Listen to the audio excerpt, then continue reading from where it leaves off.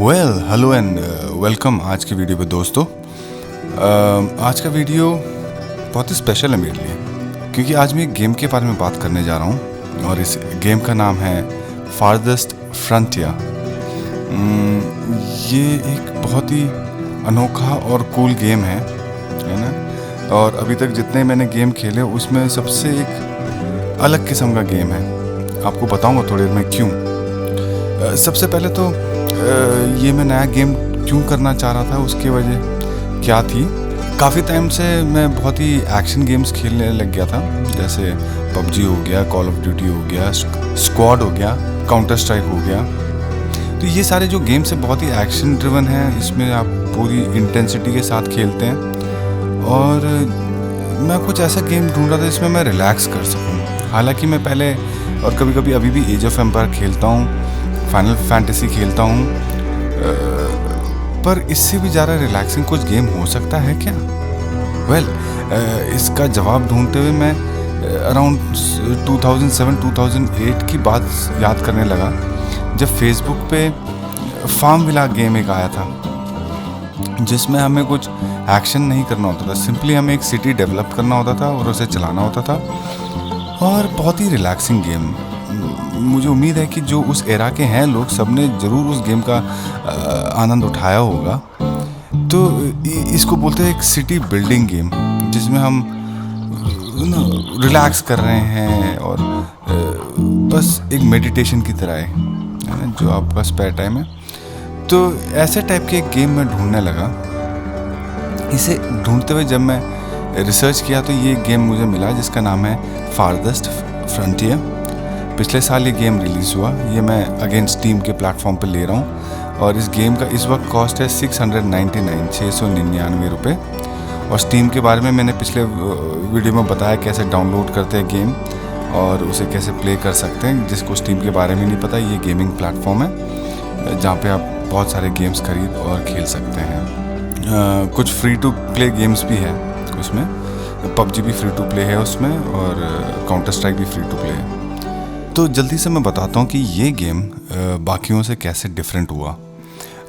ये एक city building game है, यस, और ये एक totally offline survival city building है। इसका मतलब है कि मुझे इंटरनेट के बिना भी मैं इस गेम को खेल सकता हूँ। इस गेम में मुझे सर्वाइव भी करना है। इसके कुछ मोड्स हैं जिसमें आप पे अटैक्स भी हो सकते हैं, थोड़ा हल्का फुल्का एक्शन हो सकता है, बट बेसिकली ये एक सिटी बिल्डिंग और एक सर्वाइवल गेम है। ये जैसे दिखता है शुरू में वैसा नहीं है। जब मैं इसे खेलने लगा तो इसमें और भी बहुत ही कॉम्प्लेक्स चीज़ें निकली, जो इस गेम को बहुत ही आकर्षक बनाता है। अब जब मैं ये गेम शुरू करता हूँ तो यहाँ ये 3 डिफरेंट काइंड ऑफ डिफ़िकल्टीज देखने को मिलती है। इसमें सबसे पहला इजी, फिर बीच वाला मॉडरेट और लास्ट वाला बहुत ही मुश्किल है। तो जैसे जैसे हम आगे बढ़ेंगे तो आप अपने डिफ़िकल्टी लेवल्स अगले बार जब सिटी बनाओ तो इसको बढ़ा या कम कर सकते हो। अगेन ये पूरा गेम ट्रायल एंड एरर का है। आप गलतियाँ करोगे, सीखोगे, फिर खेलोगे, फिर गलतियाँ करोगे और सीखोगे। तो ये गेम ही कुछ इस तरीके का है, ट्रायल एंड एरर का। तो हम मॉडरेट डिफ़िकल्टी में लेके गेम शुरू करूँगा। अभी ये जो आने वाले एपिसोड से थोड़े दिन के मैं मॉडरेट डिफ़िकल्टीज़ में आपको दिखाऊँगा। दोस्तों, यहाँ पे आप अपनी सिटी को एक नाम दे सकते हैं या रैंडम फीचर भी, अगर आप रैंडम नेम्स लिखाना चाहते हो।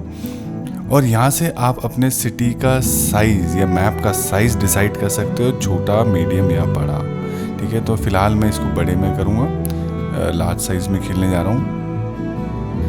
बाकी सिटी बिल्डिंग गेम की तरह ही इसको भी ज़ीरो से स्टार्ट करना है हमें खाली थोड़े से वर्कर्स मिलते हैं, एक सिटी हॉल मिलता है और यहाँ से हम एडवांस करना शुरू करते हैं अगले स्टेजेस के लिए। तो हम जब शुरू करते हैं तो स्टेज 1 होता है, ये टियर 1।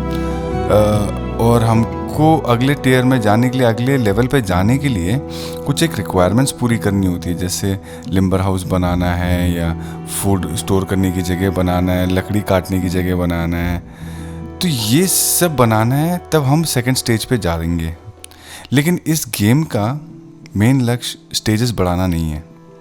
ठीक है, ये जो मैं अगला बोलूँगा वो इस गेम को बाकी सब गेमों से अलग कर देता है। अब इस गेम में अगर मैं बहुत जल्दी एडवांस करूँगा तो मेरा बैलेंस बिगड़ जाता है विलेजर्स के साथ, इसमें जो काम करने वाले लोग हैं, और अगर मैं बहुत ही स्लो जाऊँगा तो बहुत सारी चीज़ों से मैं पीछे रह जाता हूँ। तो ये गेम एक बैलेंस के साथ खेलना पड़ता है।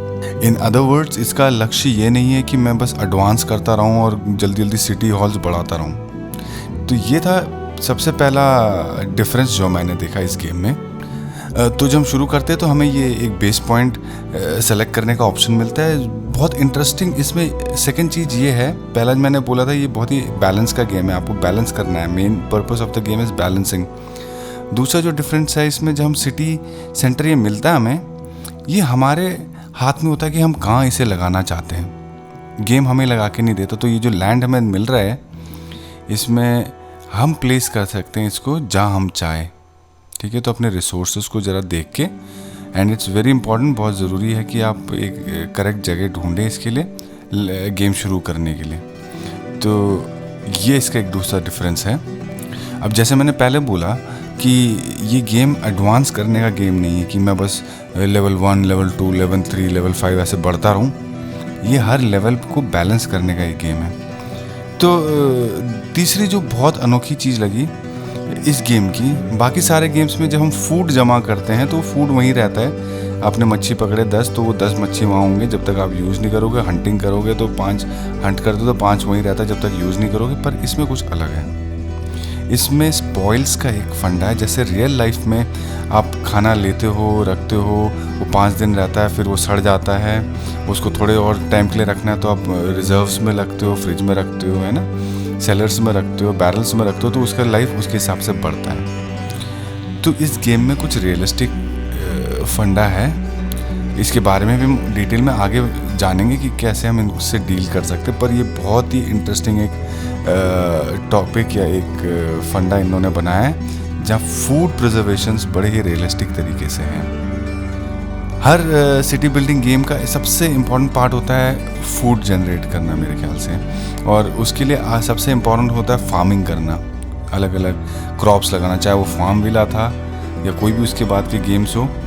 फार्मिंग सबसे इम्पॉर्टेंट है, और इस गेम में फार्मिंग सिस्टम बहुत इंटरेस्टिंग है। मतलब आप देखोगे तो आपको मज़े आ जाएंगे, बहुत ही यूनिक तरीके से किया है। नॉर्मली आप कहीं पे भी फार्मिंग करते हो तो वो खेती वाली जगह आपको मिल जाती है और उसमें आप कुछ भी डालते हो और वो उसमें उगता रहता है, लेकिन यहाँ पे ऐसा नहीं है। यहाँ पे फर्टिलिटी भी एक फैक्टर है लैंड का, जो कम होती रहती है सर्टेन क्रॉप्स के साथ। तो जब आप फार्मिंग का ऑप्शन लेते हो कि कोई फार्म बनाते हो तो उसमें आपको 3 साल के लिए क्रॉप रोटेशन का ऑप्शन मिलता है, और आप सेलेक्ट करके रख सकते हो कि उसमें क्या रोटेशन चलेगा। तो यहाँ पे भी आप सेलेक्ट कर सकते हो। कुछ कुछ चीज़ें हैं जो आपकी फर्टिलिटी गिराती है और कुछ कुछ है जो बढ़ाती है, और यहाँ आपको बीच बीच में लोगों को लगा के काम भी करवाना पड़ेगा फर्टिलिटी बढ़ाने के लिए। और हाँ, कंपोस्ट वेस्ट का भी एक ऑप्शन है जो आप डाल के फर्टिलिटी बढ़ा सकते हैं। So once again one of the most unique farming features that I see here. अगला जो चीज़ है बड़ा ही इंटरेस्टिंग इसका सिटी बिल्डर्स का प्रोसेस है। इसके जो वर्कर्स का काम करने का तरीका है, इनके अलॉटमेंट्स जो होते हैं, इनके प्लेसमेंट्स जो करते हैं हम, और सिटी बिल्डर्स का जो मॉड्यूल है बहुत ही अमेजिंग है। आप जब इसे एक बार शुरू करोगे तो आई गारंटी आप इस गेम को बहुत ही पसंद करोगे। अभी तक जितना मेरा फीडबैक है इस गेम को लेके बहुत ही वंडरफुल है। मैं काफ़ी घंटे खेल चुका हूँ इसमें। अगला एक चीज़ जो इसमें है कि इसके ऊपर वाले बार जो ये है, इसमें ये सीजन्स दिखाता है। तो आपके जो क्रॉप्स भी जो है वो इस सीजन्स के हिसाब से होती है, ये काम जो करते हैं इस सीज़न के हिसाब से होते हैं। तो गर्मी, फिर मॉडरेट, फिर ठंड, तो ये ईयर्स को दर्शाता है यहाँ पे, 1 साल, 2 साल, 3 साल गेम में। बहुत ही ब्यूटीफुल कॉन्सेप्ट है। अच्छा, अगर आप पहला ऑप्शन लेते हैं गेम की शुरुआत में इजी मोड, तो उसमें आपको कोई अटैक नहीं करेगा। यहाँ पे कुछ कुछ जंगली जानवर है जो हमें बीच बीच में अटैक करते हैं, भालू है, लोमड़ियाँ हैं, तो फर्स्ट मोड में नहीं करेगा। लेकिन आप अगर सेकंड या थर्ड मोड लेते हो, खास अभी तो हम सेकंड मोड पे खेल रहे हैं, उसमें आपको ये जंगली जानवर अटैक करेंगे बीच में, और बीच बीच में बैंडेट्स या लुटेरे आते हैं, चोर लोग आते हैं हमारे सिटी को अटैक करके सोना और बाकी चीज़ें ले जाने के लिए। तो बीच बीच में आपको देखने को मिलेगा। पर मेरे को लगता है ये कुछ एक इंटरेस्टिंग फीचर है इसका। इनके बिना खेलने में क्या मज़ा है ना। थोड़े डेट्स होंगे हमारे उसमें और हम उसको भी प्लान करना सीखेंगे, तो उस गेम को थोड़ा और मज़ेदार बनाता है। तो बहुत अच्छा फीचर है ये और मैं इनक्रेज करूँगा कि आप मॉडरेट में खेलें, क्योंकि फर्स्ट ऑप्शन में तो कुछ भी नहीं है, कोई अटैक नहीं, बस आप एक सिटी बनाते रहो, बस वहाँ पे टाइमिंग का है कि आपको बैलेंस बनाना है गेम का। सो ओवरऑल रिव्यू अभी तक का ये है कि गेम बहुत ही सुंदर है। एक बहुत ही पीसफुल एनवायरनमेंट में रहते हो आप जब इस गेम को खेलते हो, एग्रेशन नहीं है और बहुत ही दिमाग काम रहता है और बहुत ही इंटरेस्टिंग रहता है। बहुत ही सारे डिसीजंस लेते हो, बहुत सारे मैनेजमेंट स्किल्स देखते हो, प्लानिंग स्किल्स को एनहेंस करते हो और बहुत ही क्लीन गेम है। थोड़े बहुत बग्स इधर उधर मेरे को लगे हैं क्योंकि ये अभी शुरुआती दौर है इनका गेम का, 1 साल हुआ मेरे ख्याल से इस गेम को आए हुए। बीच में एक आध बार ये हैंग हुआ मेरा, मैंने रिपोर्ट करा उसका, एक स्टीम में ऑप्शन जो आता है रिपोर्ट ऑफ बग वाला, पर ज़्यादा नहीं, मुश्किल से एक बार कभी कभी हैंग होता है और थोड़ी देर बाद फिर चल जाता है। इसके अलावा मुझे अभी तक इस गेम में कोई फ्लॉ नहीं दिखा। बाकी आगे जैसे जैसे मैं गेम प्ले दिखाऊंगा आपको इसके, वैसे और समझ में आएगा। जैसे हर गेम को हम स्टार्ट करते हैं तो उसके अपने ही अलग चैलेंजेस होते हैं, मुश्किलातें होती है, चीज़ें समझ में नहीं आती, मेन्यू का नेविगेशन समझ में नहीं आता है, तो ऐसे थोड़ी प्रॉब्लम्स रहेगी इस गेम के साथ भी। तो डोंट वरी, मैं आपको मदद करूँगा, आने वाले वीडियोस पे मैं आपको इसके भी लेसन्स डालूँगा या रिव्यूज़ डालूँगा, ज़रूर देखिएगा। बट एक बार इस गेम को ज़रूर आप ट्राई कर सकते हैं, इट्स वर्थ इट। मैं तो बोलूँगा बिल्कुल वर्थ है ये गेम, आपके 699 रुपीज़ है, जितना भी अभी वैल्यू चल रहा होगा इसका, उसका वर्थ है इसका। थैंक यू सो मच दोस्तों इस वीडियो को देखने के लिए। और भी कुछ आपके सुझाव हो तो ज़रूर कमेंट एरिया में डालें। आपके साथ ये वीडियो शेयर करते मुझे बहुत खुशी है। And thank you so much, have a nice day, bye.